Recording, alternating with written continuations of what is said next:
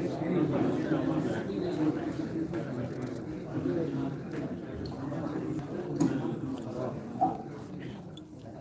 علیکم ورحمۃ اللہ وبرکاتہ۔ السلام ورحمۃ یہ اللہ۔ بیچ میں کرسی بھرے ہیں، آپ لوگ پیچھے پیچھے بیٹھ جاتے ہیں تو کیسے پتہ لگے گا کہ یہاں بیٹھے ہیں لوگ؟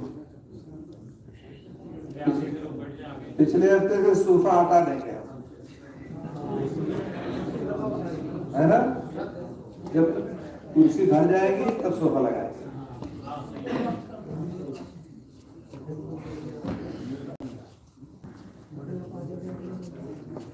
آپ بھی لوگ آگے آ جائیں، جو پیچھے بیٹھے کرسی آگے آ جائیں، آگے آگے بڑھ جائیں۔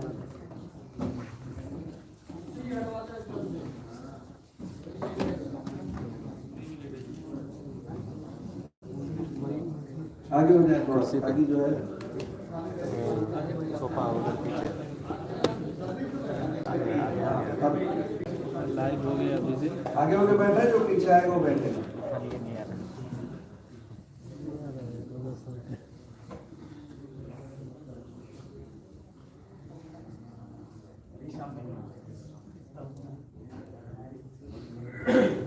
ادھر ہم دکھائی دیں گے، تو بھی دکھائی دے گا۔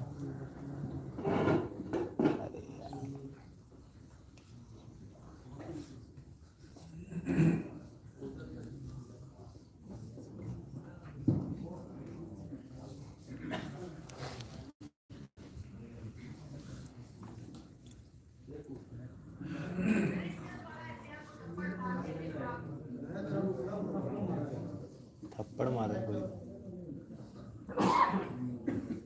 السلام علیکم ورحمۃ اللہ وبرکاتہ۔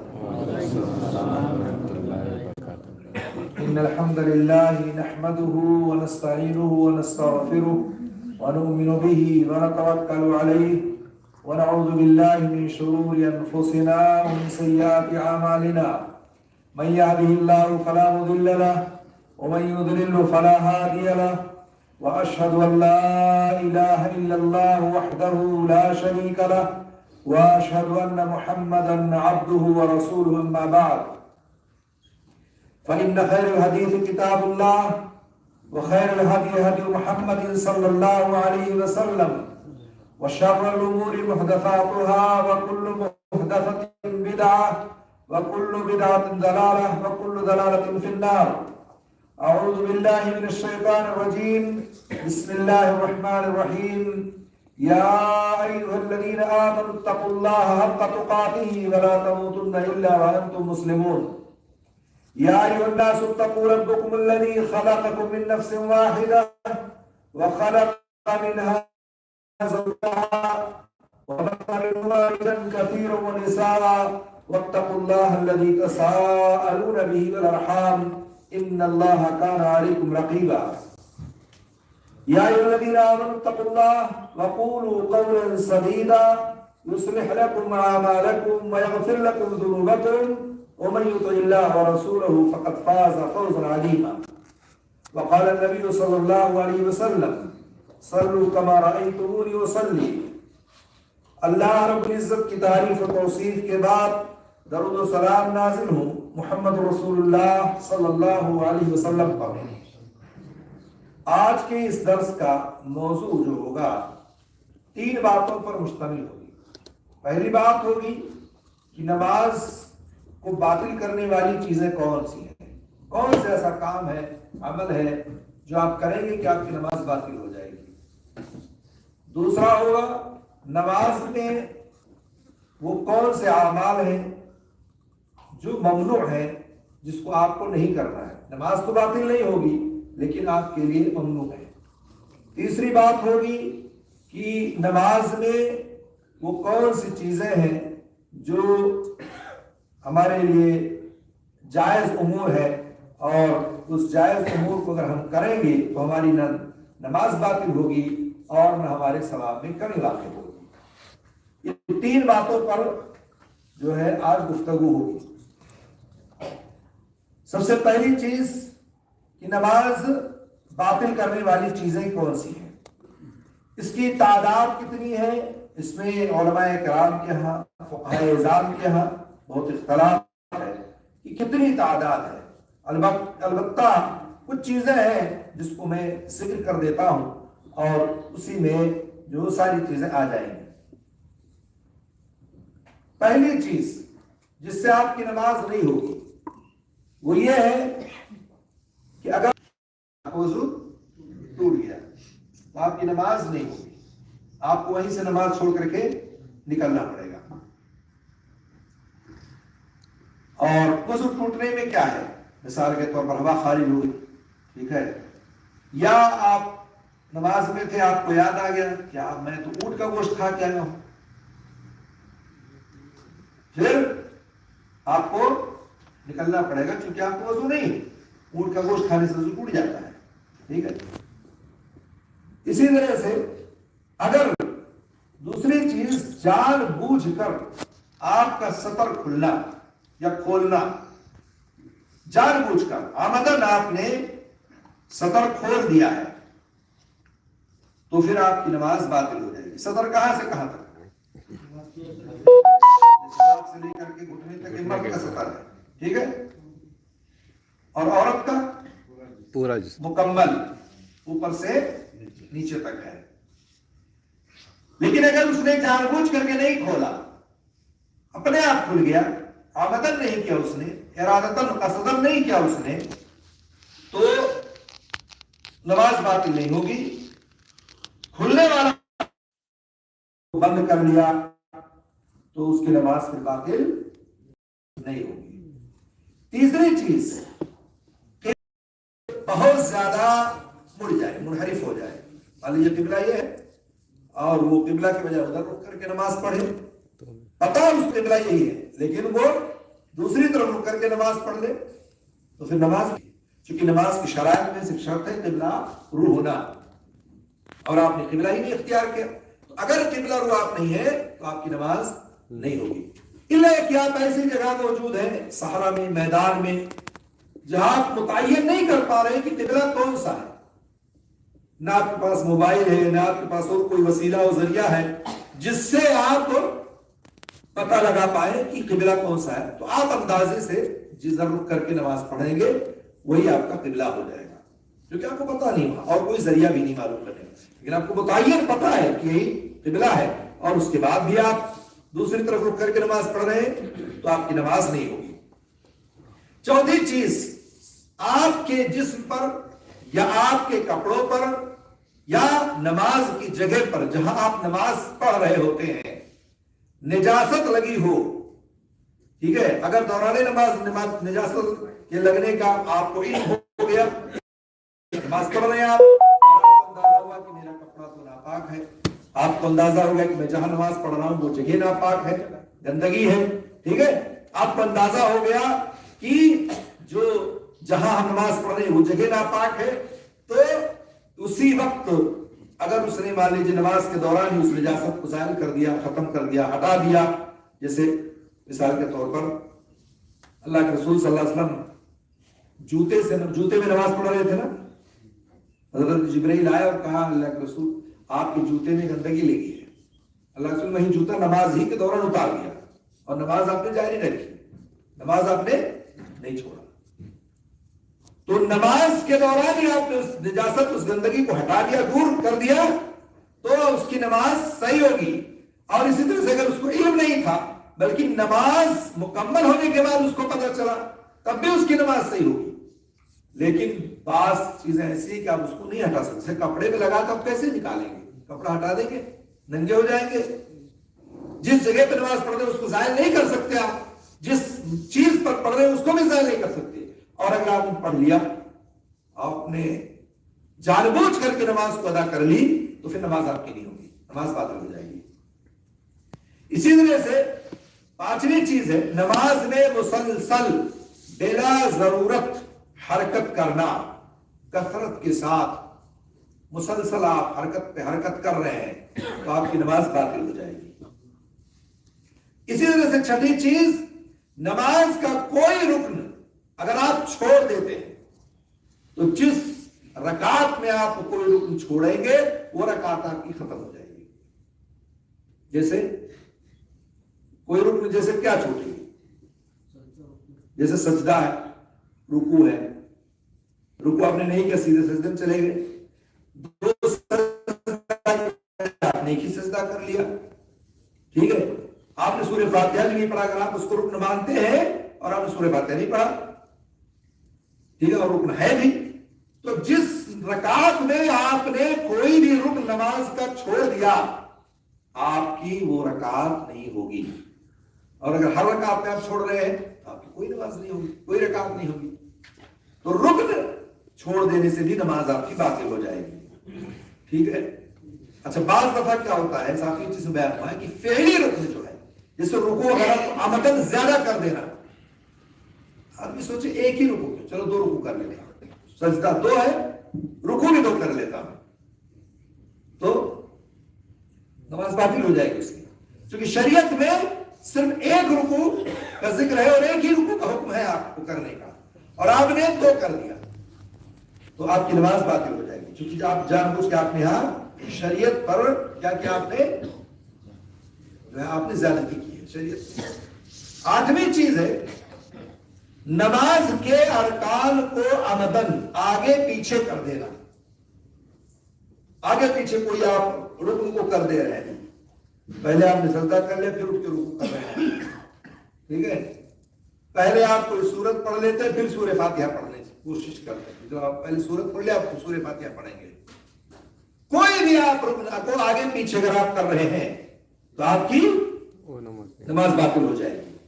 اور نویں چیز ہے نماز مکمل ہونے سے پہلے پہلے جان بوجھ کر آپ نے سلام پھیر دیا، ابھی نماز آپ کی مکمل نہیں ہوئی تو آپ کی نماز باطل ہو جائے گی، جان بوجھ کے اگر آپ نے سلام پھیر دیا ہے۔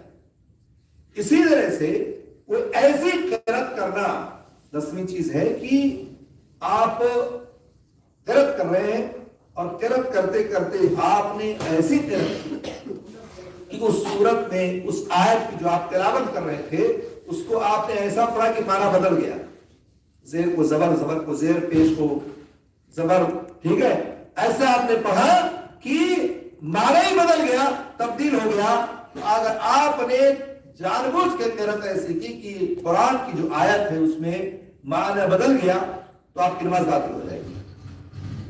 اور 11ویں چیز ہے عمدن اور یاد ہوتے ہوئے بھی نماز کے کسی عمل واجب کو یا واجب عمل کو چھوڑ دینا جان بوجھ کر کے، جیسے کون سی چیز واجب ہے نماز میں؟ واجبات میں سے کوئی ایک چیز بتاؤ، جیسے رکوع میں تسبیح پڑھنا، سجدے میں تسبیح پڑھنا، ٹھیک ہے، اب تحیات جو تشہد اول ہے، ٹھیک ہے، یہ واجب ہے، ٹھیک ہے، کوئی بھی عمل آپ نے نماز کے واجبات میں سے، واجبات جانتے کتنے ہیں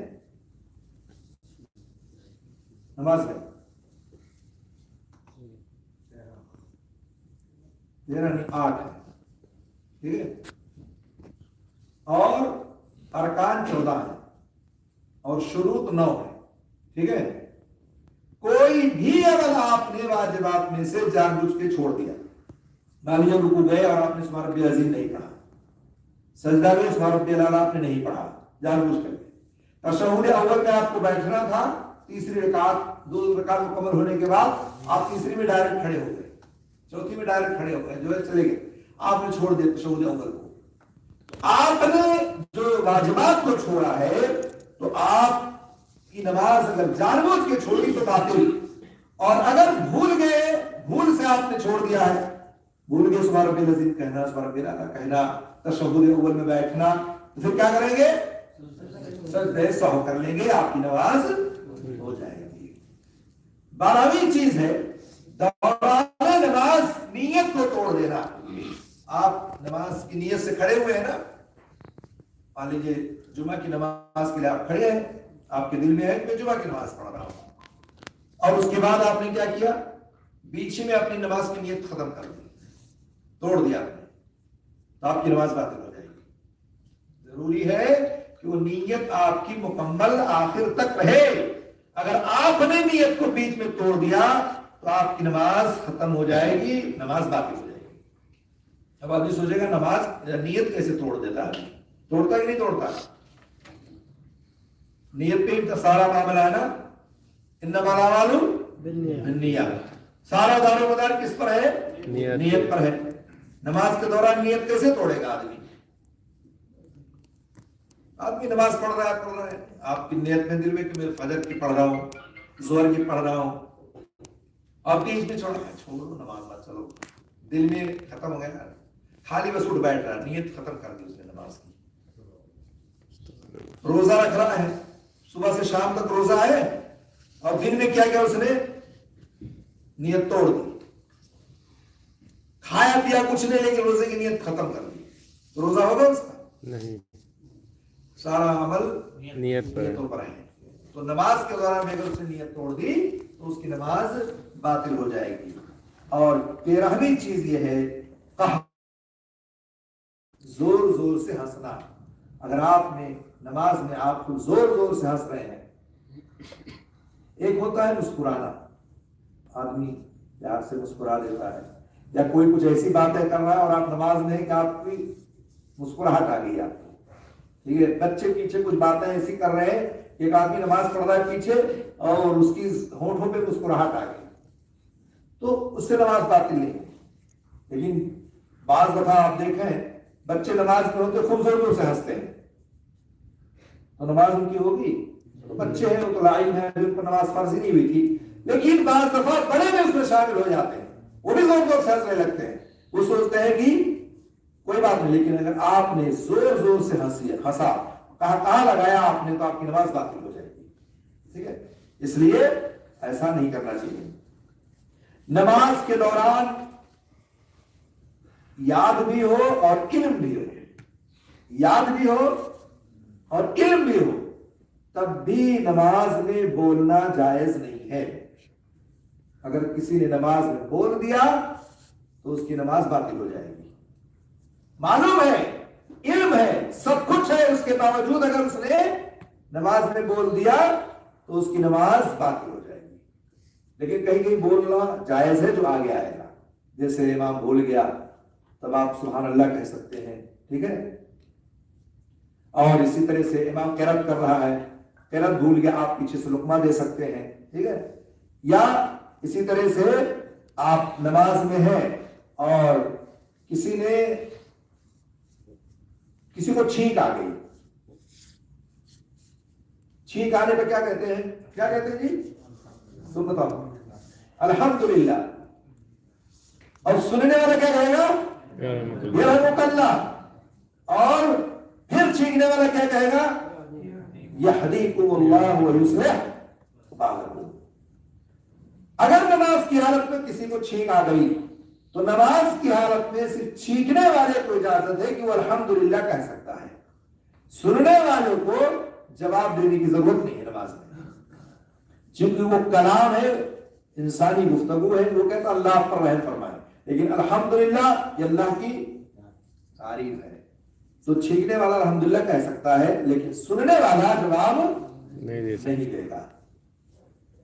اس طرح سے اگر آپ نماز میں کوئی بھی گفتگو کرتے ہیں، بات چیت کرتے ہیں، تو آپ کی نماز باطل ہو جائے گی۔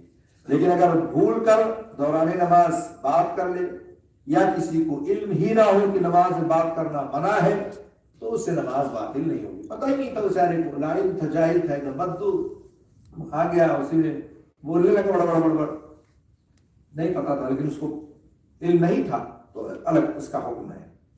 ایسے ہی نماز کے دوران کھانا اور پینا، یہ دونوں، اگر کسی نے نماز کے اندر کچھ کھا لیا پی لیا تو اس کی نماز باطل ہو جائے گی۔ آپ تکبیر تحریمہ کہتے ہیں نا، اللہ اکبر، کیا مطلب ہے اس کا؟ اللہ سب سے بڑا ہے۔ تکبیر تحریمہ، ایک تو تکبیر، ایک تو میں نے کہا تکبیر تحریمہ۔ تکبیر تحریمہ کا مطلب یہ ہے کہ بہت ساری چیزیں آپ کے لیے حلال تھی اب حرام ہو گئی، نماز سے پہلے حلال تھی آپ کے لیے، جیسے چلنا پھرنا، بولنا، ہنسنا، کھانا پینا، ہے نا، سب حلال تھا آپ کے لیے۔ جیسے آپ نے نماز میں کہا اللہ اکبر تکبیر تحریمہ کہہ کے نماز میں آپ داخل ہوئے، جو چیزیں آپ پر نماز سے پہلے حلال تھی نماز کے دوران داخل ہوتی حرام ہو گئی. آپ نہ بول سکتے ہیں، نہ کھا سکتے ہیں، نہ پی سکتے ہیں، نہ ادھر ادھر بھاگ سکتے ہیں، نہ قہقہ لگا سکتے ہیں، کوئی کام نہیں کر سکتے. حالانکہ نماز سے پہلے جائز تھا آپ کے لیے، اسی لیے اس کو کہتے ہیں تکبیر تحریم. تو اس طرح سے یہ تقریباً 14-15 امور ہے جو نماز کو آپ کے باطل کر دینے والی چیزیں ہیں. اب نماز میں ممنوع امور کیا ہے؟ دوسری شک یہ ہے کہ اگر آدمی نماز پڑھ رہا ہوتا ہے اور بعض دفعہ ایسا ہوتا ہے کہ اس کو ایسے کام کر جاتا ہے جس سے نماز تو باطل نہیں ہوتی ہے لیکن نماز میں کرنے سے منع کیا گیا ہے. جیسے نماز میں کمر پر ہاتھ رکھنا، یہ کمر ہے نا، اس پر ہاتھ رکھنا. حضرت ابو ہریرہ رضی اللہ تعالیٰ عنہ فرماتے ہیں، صحیح بخاری صحیح مسلم کی روایت ہے کہ اللہ کے رسول صلی اللہ علیہ وسلم نے نماز میں پہلو پر ہاتھ رکھنے سے منع فرمایا ہے. تو نماز میں آپ یہاں ہاتھ نہیں رکھ سکتے. نماز میں آپ کو کہاں رکھنا ہے؟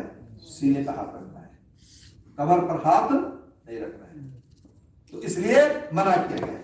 دوسری چیز یہ کہ نماز میں انگلیاں چٹکانا، دیکھا نہیں چٹکاتے ہوئے، زبردست، سعودی، اجنبی، عربی، عجم، عرب، عجم سب شامل ہیں. جیسے نمازی میں انگلیاں ان کی زیادہ پھوٹتی ہیں، تو نماز کے دوران انگلیاں چٹکانا یہ ممنوع ہے. آپ کو یہ عمل نہیں کرنا ہے. یا انگلیوں میں انگلیاں ڈالنا، یہ نا ڈالنا، اسی کو تشبیہ کہتے ہیں. ایک تو انگلی چٹکانا اور یا انگلیوں میں انگلیوں کا ڈالنا، اس سے بھی منع کیا گیا. حضرت کعب بن عجرہ رضی اللہ تعالیٰ عنہ کی روایت ہے، کہتے ہیں کہ اللہ کے رسول صلی اللہ علیہ وسلم فرمایا، جب تم میں سے کوئی شخص وضو کر کے مسجد کی طرف جائے تو راستے میں انگلیوں میں انگلیاں ڈال کر نہ چلے. کیوں؟ کیونکہ وہ حالت نماز میں ہوتا ہے. یہ روایت سنن ترمذی کی ہے اور احمد کی ہے. تو گویا کہ انگلیوں میں انگلیاں ڈال کر چلنا، چاہے وہ مسجد سے اپنے گھر سے وضو کو بنا کر کے آ رہا ہو، مسجد کے اندر ہو، جس وقت جب تک وہ مسجد میں ہے وہ حالت نماز میں ہے. اور حالت نماز میں انگلیوں کا چٹکانا، انگلیوں کو انگلی میں ڈال کر بیٹھنا، یہ اس کے لیے جائز درست نہیں. اس پر توجہ دینے کی. بہت سارے لوگ آرام و سکون اسی ملتا ہے، ایسے بیٹھا رہتا ہے نا، انگلیوں میں انگلی ڈال کر یا اپنے پیر پہ ٹیک لگا کے لگا کے بیٹھا رہتا ہے. یہ تو لا علمی کی بنا پر لوگ کرتے ہیں، پتہ نہیں لوگوں کو، یا اسی طرح سے شیطان ان کو ایسے عمل ایسے حرکتیں کرواتا تاکہ آپ کی نماز خراب ہو جائے اور آپ کے ثواب میں کمی واقع ہو جائے. ٹھیک ہے، تو انگلیوں میں انگلیاں ڈالنے سے روکا گیا ہے، منع کیا گیا ہے، اس لیے اس سے اپنے آپ کو بچا کے رکھیں. اچھا، تیسری چیز یہ ہے کہ نماز میں جمائی لینے کا حکم. نماز میں جمائی لینا، نماز میں جمائی لینا، دیکھا آپ نے بہت سارے لوگوں کو خوب منہ پھیلاتے ہیں، ساری سستی اور کاہلی آ کے دکھاتے ہیں نمازی میں، خوب منہ پھیلا پھیلا، اور کتنے ایسے تو ہاتھ بھی نہیں رکھتے اپنے منہ پر. شریعت کا کیا حکم ہے اس بات نماز کے تعلق سے؟ حضرت ابو سعید خدری کی روایت ہے، صحیح مسلم میں ہے کہ اللہ کے رسول صلی اللہ علیہ وسلم فرمایا کہ جب بھی کسی شخص کو نماز میں جمائی آئے تو اسے حق المقدور، یعنی جتنی اس کے اندر طاقت ہے، اسے چاہیے کہ اس جمائی کو روکے. کیوں؟ کیونکہ اس وقت شیطان منہ میں داخل ہوتا ہے. تو آپ کو جب جمائی ہے تو اسے روکنے کی کوشش کریں، کسی بھی طرح سے وہ کنٹرول میں آ جائے. ایک تو سستی اور کاہلی کا سبب ہے یہ، اور دوسرا ہے کہ شیطان آپ کے منہ میں داخل ہوتا ہے. اس لیے نماز کی حالت میں ایسے عمل کرنے سے اپنے آپ کو بچانا چاہیے اور اپنے آپ کو روک کے رکھنا چاہیے. چوتھی چیز یہ ہے کہ نماز میں نگاہیں آسمان کی طرف اٹھانا. آپ نے دیکھا ہو نماز میں آسمان کی طرف اٹھاتے ہیں بہت سارے. تکبیر تحریمہ کے وقت عمومی طور پر آپ نے دیکھا اکثر لوگوں کو کہ اللہ اکبر، جب یہ باتیں نا اللہ اکبر، اوپر دیکھتے ہیں پھر اللہ اکبر کہتے ہیں. نماز کی ابتدا وہی سے ہوتی ہے. نماز کے دوران بھی اگر کوئی شخص نگاہ کو آسمان کی طرف اٹھاتا ہے تو بڑا خطرناک ہے. حضرت ابو ہریرہ راوی ہے، صحیح مسلم کی روایت ہے کہ اللہ کے رسول صلی اللہ علیہ وسلم نے فرمایا لوگوں کو حالت نماز میں دعا مانگتے ہوئے اپنی نگاہیں آسمان کی طرف اٹھانے سے باز رہنا چاہیے، رکے رہنا چاہیے، ورنہ ان کی نگاہیں اچک لی جائیں گی، نگاہ ہی اچک لی جائے گی۔ کتنا خطرناک معاملہ ہے۔ اس لیے نماز کے دوران جب بھی نماز میں آپ ہو تو اپنی نگاہیں آسمان کی طرف نہ اٹھائیں۔ نماز میں کہاں نگاہ ہونی چاہیے؟ سجدے کی جگہ ہونی چاہیے۔ اور تشہد میں کہاں ہونی چاہیے؟ انگلیوں پر، یہ انگلی جو آپ حرکت کرتے ہیں نا اس میں ہونی چاہیے۔ سجدے کی جگہ جو انگلی پر نگاہ والی بات ہے تو نص شرعی بالکل واضح ہے کہ اللہ کے رسول سجدے میں تشہد میں انگلی پر آپ کی نگاہ ہوتی تھی، اور نماز کی عمومی حالت میں آپ کی نگاہ سجدے کی جگہ پر اس لیے ہونی چاہیے تاکہ نماز میں خشوع اور خضوع برقرار رہے۔ جب آپ ادھر ادھر دیکھیں گے، اوپر نیچے دیکھیں گے تو آپ کو خشوع خضوع نہیں رہے گا، آپ کا ذہن و دماغ بٹ جائے گا۔ اس لیے خشوع اور خضوع اسی میں ہے کہ نیچے دیکھا جائے، سجدے کی حالت میں دیکھا جائے۔ اور رکوع میں کہاں نگاہ ہونی چاہیے؟ سجدے کی جگہ۔ ہاں جی کرسی والے ادھر بتاؤ، کہاں نگاہ ہونی چاہیے؟ سجدے کی جگہ۔ کچھ لوگ گھٹنے کہاں ہوتا ہے؟ آپ نے دونوں انگوٹھوں کے بیچ میں بتاتے ہیں لوگ، دونوں انگوٹھے کے بیچ میں نہیں نگاہ ہونی چاہیے، سجدے کی جگہ، سجدے کی جگہ ہونی چاہیے۔ جب آپ انگوٹھے کے بیچ میں دیکھیں گے تو آپ کا انگلی لٹک نہیں جائے گا، اور رکوع کی حالت میں آپ کا پیٹھ اور آپ کا سر بالکل برابر ہونا چاہیے، ٹھیک ہے؟ تو جب آپ کا پیٹھ اور سر برابر ہوگا تو آپ کی نگاہ سجدے کی جگہ پہ ہوگی۔ اس لیے ہمیشہ یہ جو آپ پتہ نہیں لوگوں نے کہا صدری پگڑی کی انگوٹھے کے بیچ میں دیکھنا ہے، اس کی کوئی حیثیت نہیں، اس کی کوئی اصل نہیں ہے، ٹھیک ہے؟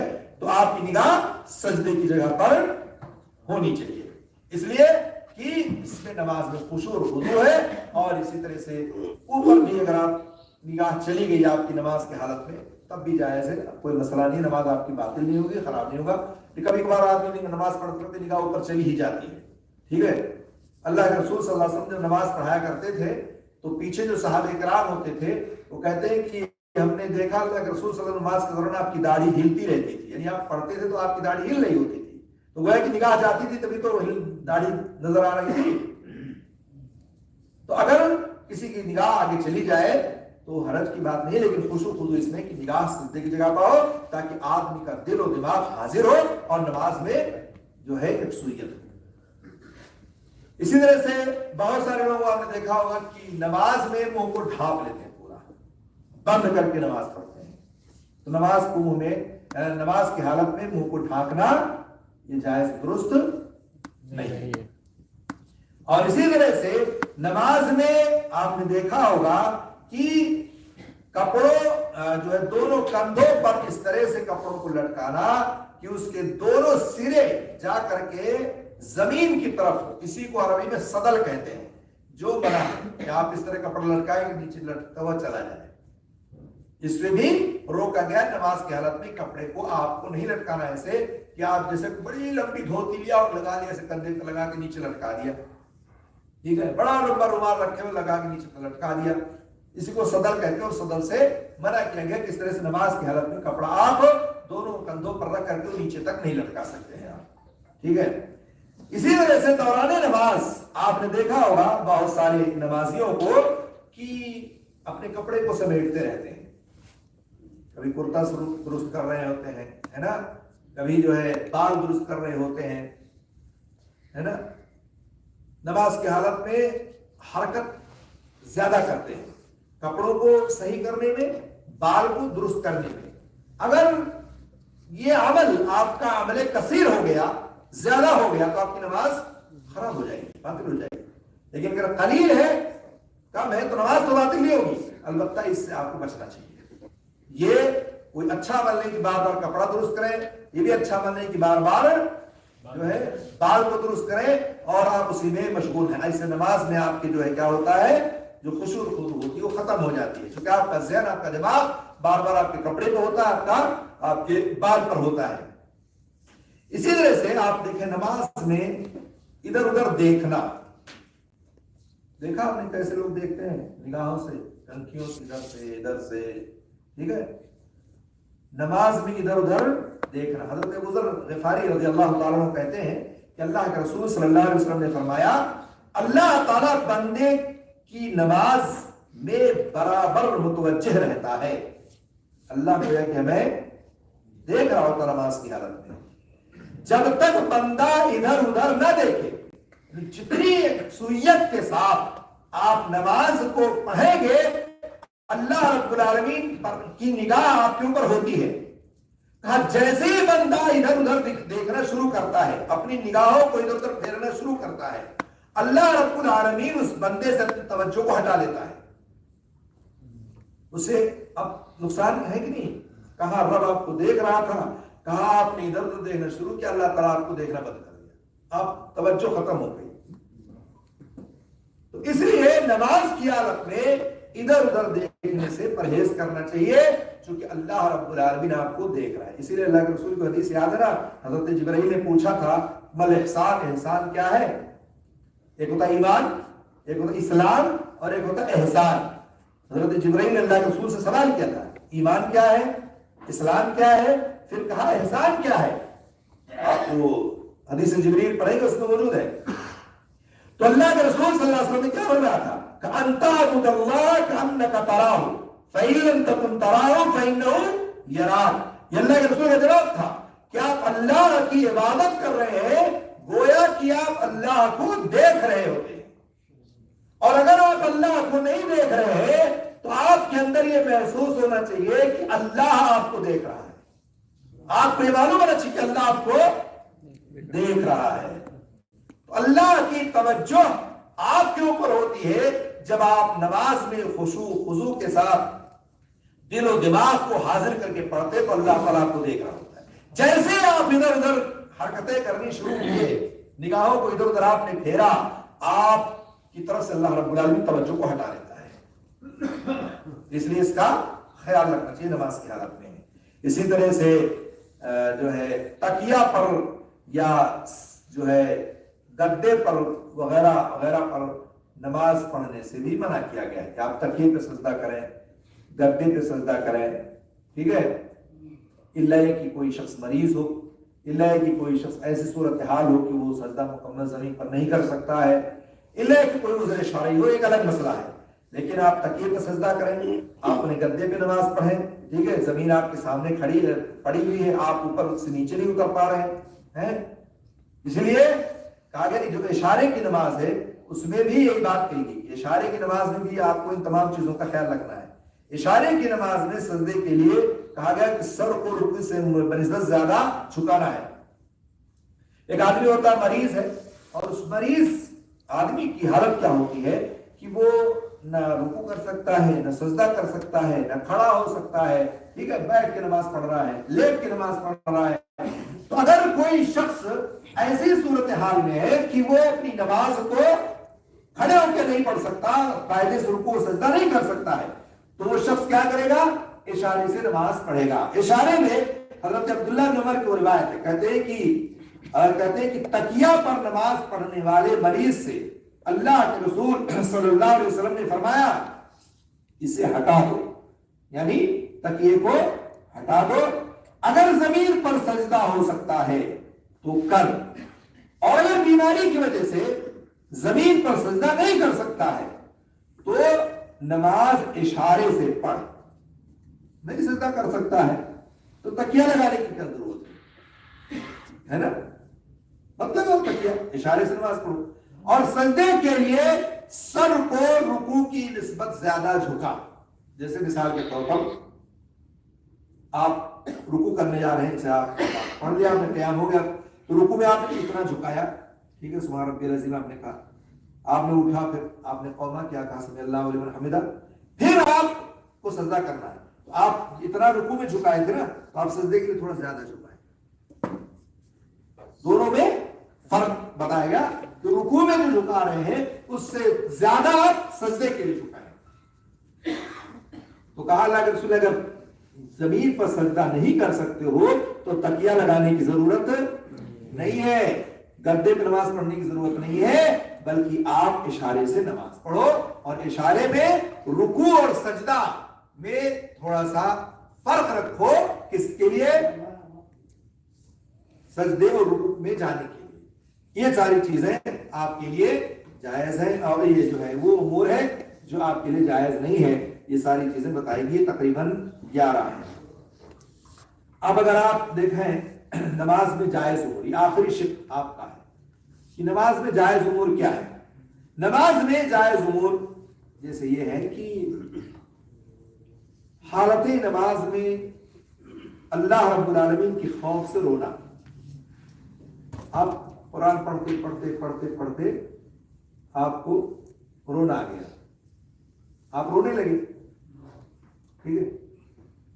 اللہ کے رسول صلی اللہ علیہ وسلم کی حدیث ہے، حضرت عبداللہ بن شقیق فرماتے ہیں کہ میں نے نبی کریم صلی اللہ علیہ وسلم کو نماز پڑھتے دیکھا تو نماز میں رونے کی وجہ سے آپ کے سینے سے ہانڈی کے جوش کی آواز آ رہی تھی.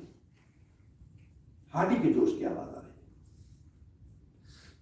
یعنی نماز کی حالت میں پڑھتے پڑھتے آدمی رونے لگتا ہے، قرأت کرتے کرتے. بعض دفعہ قرآن پڑھ رہے ہیں آپ، قرآن پڑھتے پڑھتے جنت جہنم کا ذکر آ گیا، آگ کا ذکر آ گیا، قبر کا ذکر آ گیا، ٹھیک ہے. یہ جب معاملہ ہو جائے گا تو اس سلسلہ کر سکتے ہیں، کوئی مسئلہ نہیں. کیا وہ نیٹ بند ہو گیا؟ میرا چلانا نہیں نیٹ، کیا ہو بھائی آپ کا نیٹ بند ہو گیا؟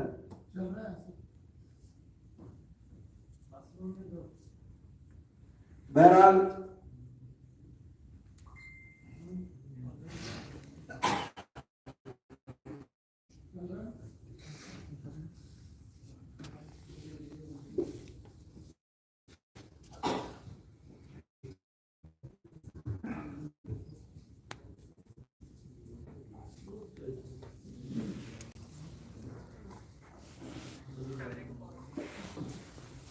تو نماز کے دوران رو سکتے کہ نہیں رو سکتے؟ اچھا یہ بتاؤ، اگر ایسا آدمی روئے جو قرآن کو سمجھتا ہی نہ ہو، ایک آدمی ایسا نماز معانی کو، اس کے مفہوم کو آپ سمجھ رہے ہوتے ہیں تو خالی ویسے ہی بس رونا، جو ہو گیا سو ہو گیا، ٹھیک ہے. تو نماز میں رونا اسی شخص کو آئے گا جو اللہ کو یاد کر کے روتا ہے، ٹھیک ہے. نماز میں رونا جائز ہے، درست ہے، کوئی حرج کی بات نہیں ہے. اس طرح سے نماز میں وجہ سے وہ کھڑا ہو کے نماز نہیں پڑھ رہا ہے تو اپنی لاٹھی پر، اپنی عصا پر ٹیک لگا کر کے وہ نماز پڑھ سکتا ہے، ٹھیک ہے، اس کے لیے جائز ہے. ایسے ہی کرسی پر نماز پڑھ سکتا ہے. اگر وہ کھڑے ہو کر کے نماز کو نہیں ادا کر سکتا ہے تو کرسی پہ بھی بیٹھ کے وہ نماز پڑھ سکتا ہے، اپنی لاٹھی لے کر کے کھڑے ہو کر کے نماز کو ادا کر سکتا ہے. وہ حدیث آپ کے سامنے ہونی چاہیے حضرت ام قیس بن محصن والی کہ اللہ کے رسول صلی اللہ علیہ وسلم کی عمر جب زیادہ ہو گئی تو آپ کیا کرتے ہیں، آپ کا وزن بڑھ گیا تو آپ صلی اللہ علیہ وسلم نماز کی جگہ پر عصا رکھا کرتے تھے، لاٹھی، اور دوران نماز اسے ٹیک لگا لیتے تھے. تو گویا کہ نماز کی حالت میں اگر کسی شخص کو لاٹھی کی ضرورت پڑ جائے، عصا کی ضرورت پڑ جائے، بیٹھنے کی ضرورت پڑ جائے، کرسی کی ضرورت پڑ جائے، وہ کمزور آدمی ہے، مریض آدمی ہے تو بیٹھ سکتا ہے، ٹیک لگا سکتا ہے، ٹھیک ہے. اسی طرح سے آپ جو ہے دیکھیں کہ آپ نفل نماز پڑھ رہے ہیں، نفل نماز میں بھی اگر کوئی شخص بڑھاپے یا بیماری کی وجہ سے آدھی نماز کھڑے ہو کر کے اس نے ادا کی اور آدھی نماز بیٹھ کر کے اس نے پڑھ لی، ٹھیک ہے، کچھ حصہ کھڑا ہو کے پڑھا اور کچھ حصہ بیٹھ کر کے اس نے ادا کی تو بھی نماز اس کی ہو جائے گی. اور اسی طرح سے تکلیف دہ اور مضر چیزوں کو نماز کی حالت میں مارنا، نماز کی حالت میں نماز پڑھ رہے ہیں، آپ کے سامنے سے بچھو گزر رہی ہے، کیا کریں گے آپ؟ نماز کی حالت میں بھی آپ مار سکتے ہیں، چپل اٹھا کے مار سکتے ہیں، کوئی سامان آپ کے بغل میں رکھا ہے، کتاب ہی رکھا اٹھا کر کے آپ اس پر رکھ دیا، اسے مار دیا آپ نے تو تکلیف دینے والی ہو سکتا ہے. نماز کی حالت میں آدمی سجدے میں چلا جائے گا، کسی کو ڈنڈ مار دے، ہے نا.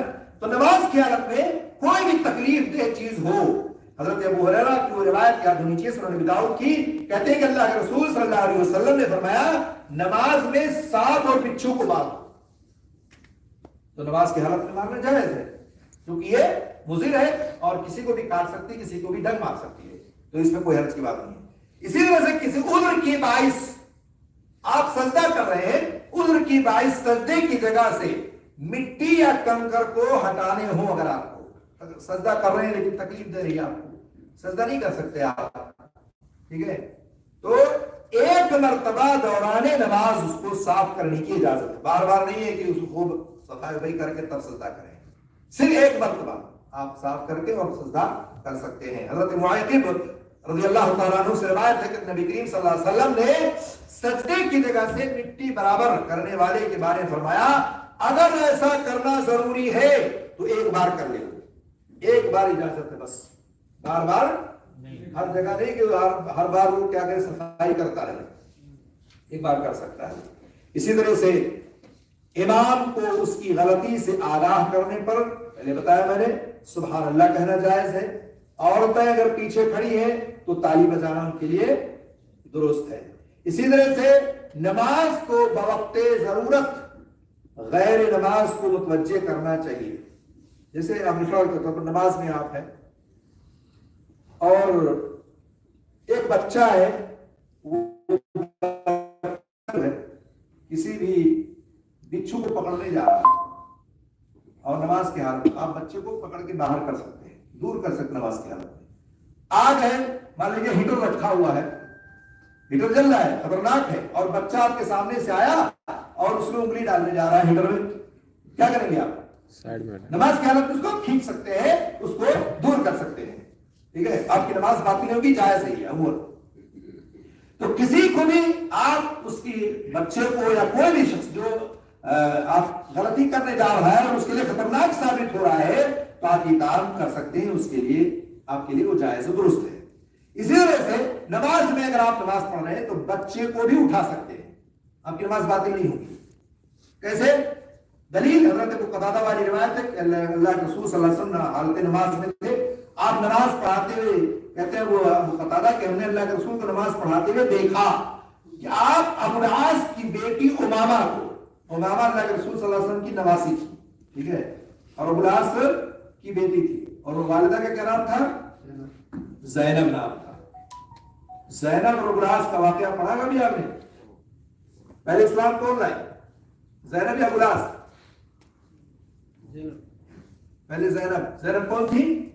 اللہ کے رسول کی بیٹی تھی۔ زینب ایمان لے آئی، اللہ کے رسول نے ابو العاص کو الگ کر دیا، کہا کہ کیا کہا کہ اب اسلام اور کفر اکٹھا نہیں رہ سکتا ہے، کیونکہ وہ ایمان نہیں لائے تھے اور زینب ایمان لائے تھے اللہ کے رسول پر، تو اسلام اور کفر اکٹھا نہیں رہ سکتا ہے۔ اللہ کے رسول نے حضرت زینب کو الگ کر دیا اور ہجرت کر کے زینب مدینہ چلی گئی۔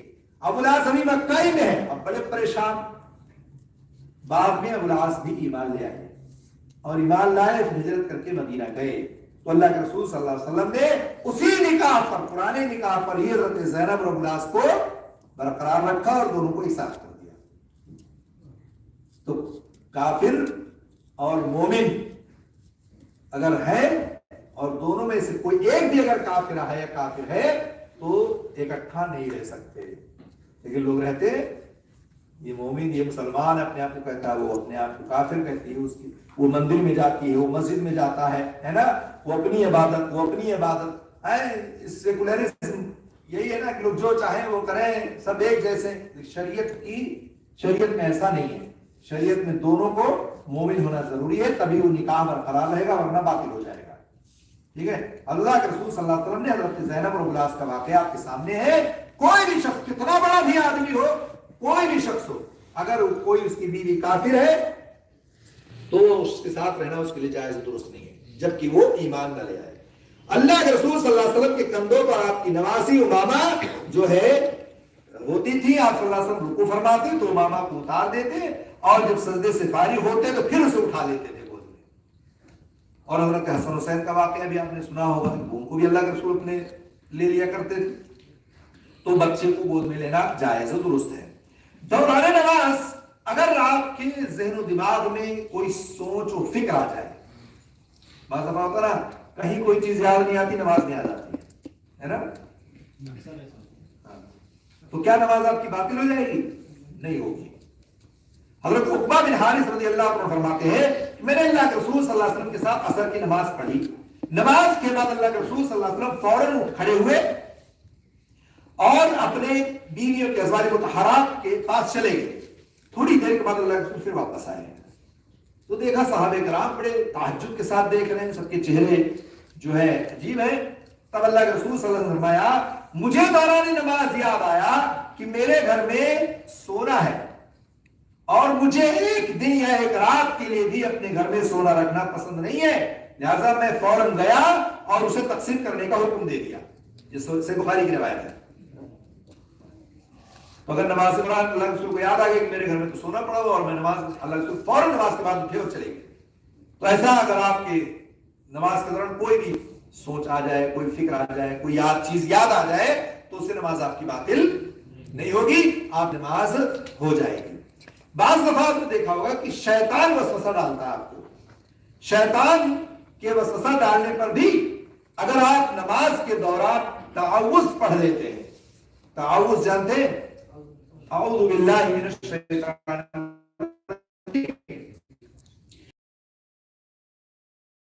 تو حضرت اللہ کے رسول کی حدیث صحیح مسلم والی, حضرت عثمان بن ابی العاص نے کہا یا رسول اللہ شیطان میری اور میری نماز کے درمیان حائل ہوتا ہے, میں نماز میں ہوتا ہوں اور وہ مجھے ڈسٹرب کرتا ہے کر کے بار بار وسوسہ ڈالتا ہے شیطان, اور میں جب قرأت کرتا ہوں تو قرأت میں بھی شک ڈال دیتا ہے, قرآن جب پڑھتا ہوں اس میں بھی شک ڈال دیتا ہے.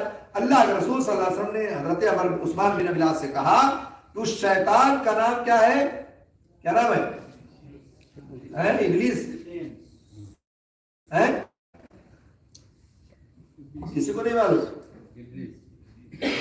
اس کا نام ہے خنزب, بعض لوگ خنزب بھی کہتے ہیں. ٹھیک ہے, جو شیطان نماز میں آپ کے ساتھ ہوتا ہے اس کا نام کیا ہے؟ خنزب بھی کہتے ہیں, کچھ لوگ خنزب بھی پڑھتے ہیں. بہرحال خنزب چلیں. تو آپ کی نماز کے ساتھ وہ شیطان ہوتا ہے جو آپ کو شبہے میں ڈالتا ہے, شک میں ڈالتا ہے. ٹھیک ہے, تو اور یہ شیطان اللہ کے رسول کے ساتھ بھی ہوتا ہے. اللہ کے رسول سے پوچھا گیا تو اللہ کے رسول صلی اللہ علیہ وسلم نے کہا کہ شیطان کو میرے تابع کر دیا گیا, وہ مجھے وسوسہ نہیں ڈال سکتا ہے, شبہے میں نہیں ڈال سکتا ہے. عام نمازیوں کے ساتھ وہ ہوتا ہے اس شیطان.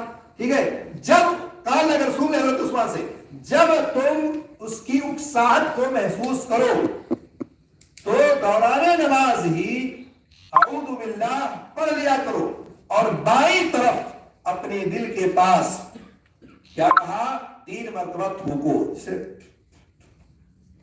اب تھوک نہیں نکالنا ہے, ٹھیک, بس ایسے اعوذ باللہ پڑھا آپ نے. ٹھیک ہے, اور اعوذ باللہ پڑھنے کے بعد آپ نے اپنے بھائی جنت کر لیا. ویسے نیچے سر کر کے پڑھنا ہے, آپ کو کرنا ہے. تو حضرت عثمان بن ابی العاص کہتے ہیں کہ میں نے ایسا ہی کیا اور اللہ تعالیٰ نے شیطان کو مجھ سے دور کر دیا, شیطان سے بچ گئے. اگر ایسی حرکت ہو, ایسے معاملے ہو تو آپ کیا کر سکتے ہیں؟ اعوذ باللہ نماز کے دوران پڑھ سکتے ہیں, جائز و درست ہے. اسی طرح سے کسی مصیبت کے موقع پر فرض نماز میں, خاص طور سے فجر کی نماز میں, آپ آخری رکعت میں قوما کے بعد رکوع سے جب اٹھتے ہیں آپ تو آپ ہاتھ اٹھا کر کے بلند آواز سے مسلمانوں کے لیے دعا کر سکتے ہیں اور کافروں کے لیے بد دعا کر سکتے ہیں, دشمنوں کے لیے بد دعا کر سکتے ہیں. اس کو کیا کہتے ہیں؟ قنوت نازلہ, جس کو آپ کہتے ہیں. تو نماز میں آپ قنوت نازلہ پڑھ سکتے ہیں بلند آواز سے. جیسے آپ نے فجر کی نماز پڑھی اس میں آپ بلند آواز سے آخری رکعت میں رکوع سے اٹھنے کے بعد آپ قنوت نازلہ پڑھ سکتے ہیں. عرب میں اکثر و بیشتر پڑھی جاتی ہے, آپ نے دیکھا ہوگا. ٹھیک ہے, حالات جب ناسازگار ہوتے ہیں یا حالات جب بہت خراب ہو جاتے ہیں دوسرے ممالک میں تو قنوت نازلہ پڑھی جا سکتی ہے. بعض دفعہ اپنے ہی ملک میں, اپنے ہی علاقے میں, اپنے ہی گاؤں محلے میں اگر کوئی ایسے حالات دشمنی والی آ جاتی ہے کفار کے ساتھ تو قنوت نازلہ پڑھی جا سکتی ہے, دعا مانگی جا سکتی ہے, تو قنوت نازلہ بھی پڑھی جا سکتی ہے. اسی طرح سے آپ نماز پڑھ رہے ہیں اور آپ نماز کے سامنے سترہ رکھے ہوئے ہیں. سترہ جانتے ہیں نا, ایک آڑ ہے جو آپ کی نماز آپ کو نماز کے سامنے رکھا ہوا ہے، چاہے وہ سترا لاٹھی کا ہو، ڈنڈے کا ہو، خنجر ہو، تیر ہو، یا دیوار ہو، یا کوئی اور چیز ہو، ٹھیک ہے، آپ کے سامنے. اب ایک شخص آتا ہے اور آپ کے سامنے سے گزرنے کی کوشش کرتا ہے، ٹھیک ہے، تو آپ کے لیے جائز ہے کہ آپ اس کو روکیں. آپ ہاتھ بڑھا کر کے اس کو روک دیں، آپ ہاتھ بڑھا کر کے اس کو ہٹا دیں. ایک بار میں نہ مانے، دو بار میں نہ مانے تو حدیث میں آتا ہے کہ آپ اس کو زور سے آپ اس کو ہٹا سکتے ہیں اور طاقت کے ساتھ اس کو آپ ہٹا سکتے ہیں. تو اس طرح سے لوگ نماز کی حالت میں حرکتیں کرتے ہیں، لیکن ایک نمازی کو یہ اختیار ہے کہ نماز کی حالت میں وہ نمازی اپنے اس سامنے سے گزرنے والے کو روک سکتا ہے، ہٹا سکتا ہے. اس کے لیے جائز ہے اور درست ہے کہ وہ اپنے ہاتھ سے اس کو روکے، اور روکنا بھی چاہیے تاکہ اس کو پتا چلے کہ میں غلطی پہ ہوں اور میں غلط کام کروں، غلط حرکت کر رہا ہوں. اسی طرح سے سخت گرمی کا موسم ہے اور آپ مسجد میں جگہ نہیں پائے، باہر آپ کو جگہ مل گئی، جمعہ کی نماز ہے اور صرف جمعہ ہی پڑھنے آتے ہیں، ایسے ہی لوگوں کو جگہ نہیں ملتی ہے نا. لیکن کبھی کبھار نمازی آدمی پھنس جاتا ہے، ہمیشہ پہلے آتا تھا اور اس دن نماز میں نہیں پہنچ پایا اور دیر ہو گئی، سو گیا، وہ سو کے اٹھا تو دیکھا جو ہے جماعت کھڑی ہو گئی یا جو ہے خطبہ آخری مرحلے میں، اور مسجد آیا تو دیکھا اب تو باہر اندر جگہ نہیں ہے، باہر ہی بیچارے کو پڑھنا پڑ رہا ہے. آپ حرم میں جاتے ہیں کبھی، حرمین میں، مسجد نبوی میں یا مکہ مدینہ میں، تو کبھی کبھار آپ کو پتھروں میں نماز پڑھنا پڑ جاتا ہے، سڑکوں میں نماز پڑھنی پڑ جاتی ہے، اندر آگے جانے نہیں دیا جاتا، راستے بند ہے، بلاک ہے، بھیڑ ہے، رش ہے. تو آپ کو کیا کرنا، سخت گرمی ہے اور آپ سجدہ نہیں کر سکتے، اگر کر لیا آپ نے تو آپ پہ یہ پیشانی جل جائے گا، خطرناک ہے. تو ایسی صورتحال میں آپ کے لیے جائز ہے کہ اس سامنے رکھ سکتے ہیں، اپنے رومال کو رکھ لیں، اپنے مسلح کو رکھ لیں، یا مسلح بچھا لیں، یا کوئی بھی چیز آپ کے پاس ہے آپ اپنے سامنے رکھ سکتے ہیں، آپ کے لیے جائز ہے، درست ہے. حضرت انس بن مالک کی روایت ہے، صحیح بخاری کی ہے، کہ اللہ کے رسول کہتے ہیں کہ ہم لوگ نبی کریم صلی اللہ علیہ وسلم کے ساتھ نماز پڑھتے اور سخت گرمی میں جب ہم میں سے کوئی بھی اپنی پیشانی زمین پر نہیں رکھ سکتا تھا تو ہم اپنا کپڑا بچھا لیتے تھے اور اس پر سجدہ کر لیتے تھے، لیکن بلا ضرورت سجدہ میں رومال اٹھایا سامنے میں کیا سجدہ کر لیا، دیکھا نہیں دیکھا، بلا ضرورت رکھنے کی اجازت نہیں ہے. کیوں رکھتے ہیں؟ کچھ لوگوں کی تو عادت بنی ہے، چاہے جتنی صاف ستھری مسجد ہو، چاہے جتنا بہترین فرشہ ہو، پھر بھی وہ اپنے رومال پہ سجدہ کریں گے. کیا طریقہ ہے؟ ایسے ہی اگر آپ کے جوتے نجاست سے پاک ہوں تو جوتوں سمیت نماز پڑھنا جائز ہے. کچھ لوگ بھی اس پر اعتراض کرتے ہیں، جوتے کے ساتھ نماز، جوتے کے ساتھ نماز.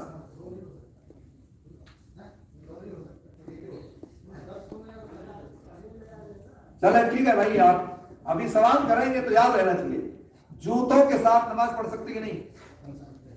اگر آپ کا جوتا پاک ہے تو آپ جوتے میں نماز پڑھ سکتے ہیں، چاہے وہ فرض نماز ہو، چاہے وہ سنت نماز ہو، چاہے وہ جنازے کی نماز ہو، چاہے وہ عیدین کی نماز ہو، کوئی بھی نماز ہو، اگر آپ جوتا آپ کا پاک ہے تو آپ نماز پڑھ سکتے ہیں. اس میں کوئی تعجب کی بات نہیں ہے. اللہ کا رسول صلی اللہ علیہ وسلم خود جوتے میں نماز پڑھے، صحابہ کرام بھی جوتے میں نماز پڑھ رہے تھے. اگر آپ مثال کے طور پر جنازے کی نماز پڑھ رہے ہیں تو جنازے کی نماز میں اگر آپ قبرستان میں گئے، عیدگاہ میں یہ نماز پڑھائی جاتی ہے تو کوئی ضروری نہیں کہ آپ جوتا نکالیں، چپل نکالیں. کچھ لوگ تو جوتا چپل نکال کے اس پہ کھڑے ہو جاتے ہیں، تو اس سے اچھا پہنے رہو، اس پہ کھڑے ہونے کی کیا ضرورت ہے؟ تو یہ چیزیں آپ کے لیے معلوم ہونا چاہیے. مسئلہ کہ جوتا اگر صاف ستھرا ہے تو نکالنے کی ضرورت نہیں، اس میں نماز پڑھ سکتے ہو، اور اس میں رکوع سجدہ بھی نہیں ہے. آرام سے اس سنت کو بھی زندہ رکھنا چاہیے اور کبھی بھی پڑھ لینا چاہیے. حضرت سعید بن زید کہتے ہیں کہ میں نے حضرت انس رضی اللہ تعالیٰ عنہ سے پوچھا کیا رسول اللہ صلی اللہ علیہ وسلم جوتوں سمیت نماز پڑھ لیا کرتے تھے؟ انہوں نے جواب دیا ہاں. صحیح بخاری سے مسلم کی روایت. تو جوتوں کے ساتھ نماز پڑھی جا سکتی ہے. اور آخری بات، نماز کے دوران اگر آپ کا موبائل بج رہا ہے تو آپ اس کو نکال کے بند کر سکتے ہیں، نکال کے سائلنٹ کر سکتے ہیں، ٹھیک ہے. نماز کے دوران اگر موبائل آپ کا بجنے لگ جائے تو آپ جتنی جلدی ہو سکے اس کو نکالیں. بس کچھ لوگوں کا تو گھنٹی بجتی رہتی ہے، سارے نمازی ڈسٹرب ہو رہے ہیں. اس سے بہتر ہے کہ آپ نکالیں، اس کو بند کر دیں. اور ایمو کی گھنٹی تو گھنٹی کا گھنٹوں بجتی ہے، ختم ہی نہیں ہوتا اس کا. اب اگر کنیٹ کھلا ہوا اور ایمو کھلا ہوا ہے، گھنٹی بج گیا، آپ نہ بند کرے تو پتہ لگا 4 رکعت نماز ہو جائے گی، گھنٹی نہیں بند ہوگی اس کی. تو یہ آپ کے لیے جائز ہے کہ آپ اس کو جیب سے نکالیں اور نکال کر کے اس کو سائلنٹ کر دیں، نکال کر کے نیٹ کو بند کر دیں، نکال کر کے اس گھنٹی کو بند کر دیں. یہ جائز و درست ہے، اس میں کوئی حرج کی بات نہیں. آپ کی نماز اس میں خراب نہیں ہوگی، بلکہ دوسروں کی نماز خراب ہونے سے آپ بچائے گی.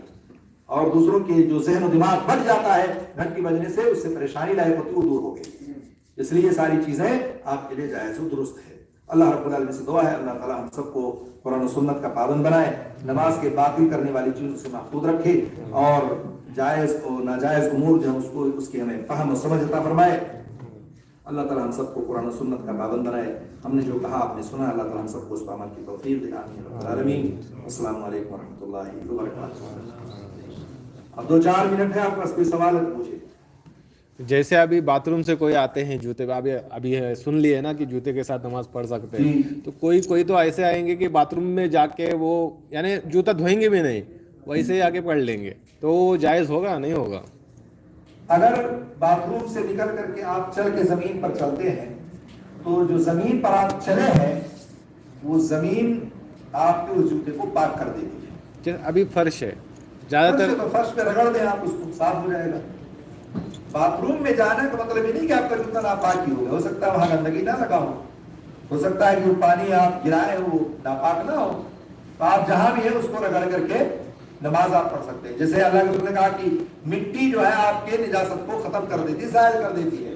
بعد دفعہ آپ جوتا پہنے اور مٹی میں چل کر کے گئے تو وہ ختم ہو گیا سارا، اللہ کہ کوئی ظاہری چیز نظر آتی ہو آپ کے جوتے میں تو اس کو صاف کریں رگڑ کر کے. ٹھیک ہے، تو یہ ساری چیزیں آپ کے لیے ضروری ہے اور اہم ہے.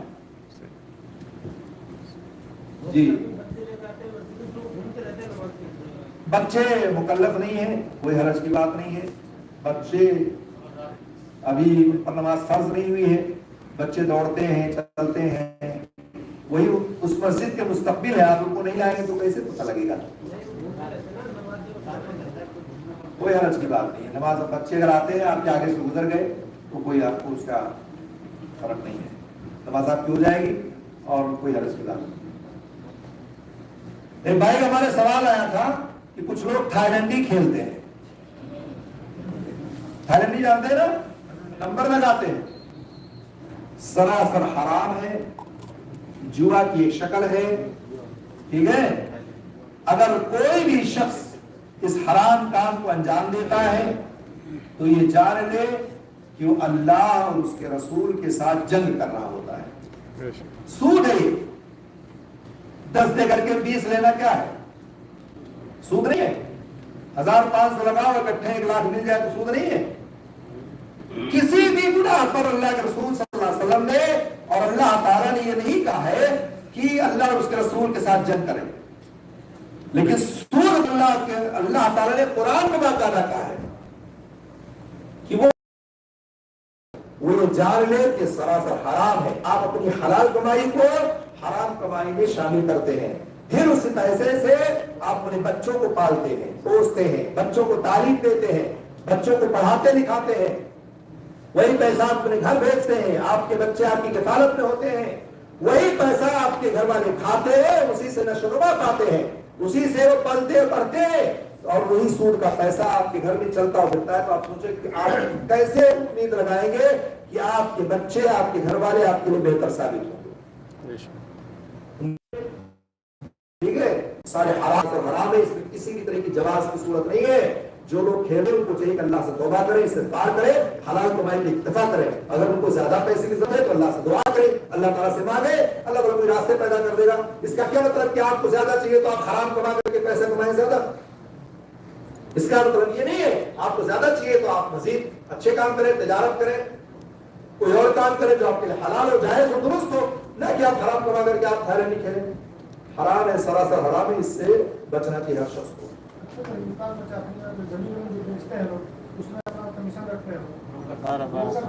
بروکر اگر متعین کر کے رکھتا ہے کہ میں 10% لوں گا، میں زمین آپ کو دوں گا، زمین لوں گا، لیکن بروکر کی غلطی کہاں ہوتی ہے؟ بروکر کی غلطی یہ ہوتی ہے کہ وہ مالک سے نہیں ملواتا ہے. مالک سے ملوائے دونوں طرف کا مالک موجود ہو, واضح ہو کہ 10 لاکھ کی زمین ہے, میں آپ سے 10,000 لوں گا. ادھر والا زمین خریدنے والا بھی موجود ہو, اس کو بھی پتا ہو کہ فلاں کی زمین ہے, میں اس سے لوں گا اور 10,000 دوں گا. اگر متعین رقم ہے دونوں طرف سے ہے تو وہ اپنی حق السعی جس کو کہتے ہیں وہ محنتانہ لے سکتا ہے. دونوں کسٹمر لا کے ملایا اس نے جو آپ کے بس میں نہیں تھا. لیکن ایک آدمی کیا ہوتا ہے کہ نہ اس مالک سے اس کو ملاتا ہے نہ اس سے اس کو ملاتا ہے, اور اسی میں وہ بڑے بڑے گھپلے مارتا ہے. 10 لاکھ کی زمین جو خرید ہے اس کو 12 لاکھ کی دے رہا ہے اور پلس کمیشن بھی دے رہا ہے, اور جو خرید رہا ہے اس سے کہتا ہے کہ تو 15 لاکھ کی تھی, میں تمہیں 10 کا دلا رہا ہوں, یہ تمہاری قسمت کی بات ہے. اور بھی دھوکہ دے رہا ہے اور کمیشن لے رہا ہے. یہ دھوکہ ہے, اس سے بچنا چاہیے. اور یہ جائز دوسرے دونوں مالک اکٹھے نہ ہو, دونوں مالک ایک دوسرے کو آمنے سامنے نہ ہو, ورنہ کوئی آدمی اگر کوئی کام کرتا ہے حق السعی جس کو کہتے ہیں وہ جائز. کم سے کم جتنا دیر اس کی صف ہوتی ہے. ہاں تو حالات ایسے ہیں, لیکن بہرحال بڑا اختلافی مسئلہ ہے اس میں, اتنا دوری پہ گزرے لیکن کم سے کم اتنا تو معلوم ہونا چاہیے. جی کچھ نہیں کہہ سکتے, اقامت دینے سے پہلے بھی نہیں کہہ سکتے, اقامت کے بعد بھی نہیں کہہ سکتے. ڈائریکٹ اقامت آپ کو, اقامت میں کیا کہتے ہیں اللہ اکبر, اللہ سب سے بڑا ہے, بسم اللہ کہنے کی ضرورت ہی نہیں. اور نہ اللہ کے رسول صلی اللہ علیہ وسلم ثابت ہے کہ اقامت سے پہلے اعوذ باللہ اور بسم اللہ کہا جائے, نہ اذان سے پہلے ثابت ہے کہ اعوذ باللہ بسم اللہ کہا جائے, ٹھیک ہے, نہ تکبیر تحریمہ سے پہلے ثابت ہے کہ اعوذ باللہ بسم اللہ کہا جائے. بہت سارے لوگ یہ حرکتیں کرتے ہیں, جائز نہیں, اور سنت کے خلاف ہے. تسبیح نماز میں پتہ نہیں وہ کیا کرتے ہیں, وہ کھیلتے ہیں تسبیح کو. میں نے پچھلے ہفتے بتایا تھا کچھ لوگ جمعہ کی نماز میں ہوتے ہیں غالباً پچھلے ہفتے یا کسی ہفتے, کہ وہ خطبہ چلتا پیچھے تسبیح بھاج رہے ہوتے ہیں. جیسے بھائی ہے نا یہاں درس چل رہا پیچھے تسبیح کر رہے ہیں. نماز کی حالت میں تسبیح کرنا, خطبے کے دوران آپ کو کوئی بھی عمل نہیں کرنا ہے, چاہے وہ تسبیح ہو, چاہے تکبیر ہو, چاہے تحمید ہو, چاہے تحلیل ہو, کوئی بھی عمل آپ کو خاموشی کے ساتھ سننا ہے. اور اس میں وہ لوگ بھی بہت غلطی پہ ہوتے ہیں جو سنت پہ سنت سنت پہ سنت پڑھے جا رہے ہیں اور خطبہ چل رہا ہوتا ہے. خطبے کے دوران صرف 2 ہلکی نماز پڑھ کے بیٹھ جانا, 2 رکعت ہلکی بس. کتنے نمازیوں کو دیکھا آپ نے نماز میں کہ وہ آتے ہیں خطبہ چل رہا تو 2 رکعت پڑھے, پھر 2 رکعت پڑھے, پھر 2 رکعت پڑھے, یعنی ساری سنت ان کو خطبے کے دوران یاد آتی ہے. جبکہ اللہ کے رسول نے کیا فرمایا, حضرت سلیح غفاری کو کہا کہ صرف 2 ہلکی نماز رکعت پڑھ کر کے بیٹھ جاؤ اور خطبہ سنو, بس اس سے زیادہ نہیں پڑھنا آپ کو. اب بہت زیادہ سنت پڑھنے کا کسی کو شوق ہے تو پہلے آ جاؤ, امام کے منبر پر چڑھنے سے پہلے 1 گھنٹہ, آدھا گھنٹہ, 2 گھنٹہ پہلے آؤ, مسجد میں بیٹھو اور خوب سنت پڑھو, کوئی آپ کو روکنے والا نہیں, جتنی چاہو اتنی پڑھو. تو جو جہاں جو چیز جائز ہے وہ عمل کرنا چاہیے. شریعت نے جس پر ہمیں پابندی لگا رکھی اس شریعت کا ہمیں اہتمام کرنا چاہیے. اللہ کا ذکر اگر کہیں ہو رہا ہے تو اللہ کے ذکر کو سننا چاہیے, ٹھیک ہے, اللہ اور رسول کے فرمان کو سننا چاہیے, نہ کہ ہم اپنے عمل میں بزی رہیں. اب اپنے عمل میں بزی رہیں گے تو سنیں گے کیا آپ, پھر آپ کو اس مجلس سے بیٹھنے کا کیا فائدہ ہوگا. اسی لیے خطبے کے دوران منع کیا گیا کچھ نہیں سننا ہے. حتیٰ کہ آپ بہت سارے لوگ چٹائی سے کھیلتے ہیں, بہت سارے لوگ موبائل سے کھیلتے ہیں, بہت سارے لوگ گولیاں چٹکاتے پٹکاتے رہتے ہیں, کچھ لوگ ادھر ادھر اس حرکتیں کرتے, سب ناجائز, درست نہیں ہے.